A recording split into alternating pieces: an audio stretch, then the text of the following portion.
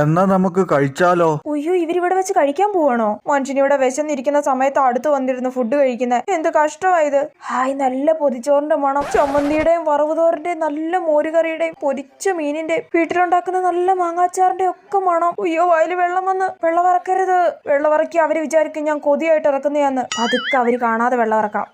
Okay ആയി. ചേടാ, എന്നോട് വേണോന്ന് പോലും ചോദിച്ചില്ലല്ലോ. അല്ല, വേണോന്ന് ചോദിച്ചാലും ഞാൻ വേണ്ടെന്നേ പറയൂ. എന്നാലും ഒരു മര്യാദക്ക് ചോദിച്ചൂടെ? അവര് കഴിച്ച് തീരുന്നത് വരെ പുറത്തോട്ട് നോക്കിയിരിക്കാം. ഞാൻ നിങ്ങൾ കഴിക്കുന്നതൊന്നും അല്ല ശ്രദ്ധിക്കുന്നത് കേട്ടോ. ഞാൻ ഫുഡൊക്കെ കഴിച്ചിട്ടാ ഇവിടെ ഇരിക്കുന്നത്. ഇവർക്ക് എങ്ങനെ ഇങ്ങനെ കഴിക്കാൻ തോന്നുന്നു? എനിക്കാണെങ്കിൽ ട്രെയിനിൽ കയറിയ പച്ച വെള്ളം കുടിക്കാൻ തോന്നത്തില്ല. മോളെ. എന്നെ വിളിക്കുന്നുണ്ട്. ശ്രദ്ധിക്കാത്ത പോലെ ഇരിക്കാം. മോളെ. എന്താ? ഇതൊന്ന് കളയട്ടെ. ഇയാൾ എന്റെ ദേഹത്ത് മൊത്തം കറിയാക്കും. അയ്യോ, എന്റെ ഡ്രസ്സെ മൊത്തം കറിയാക്കി.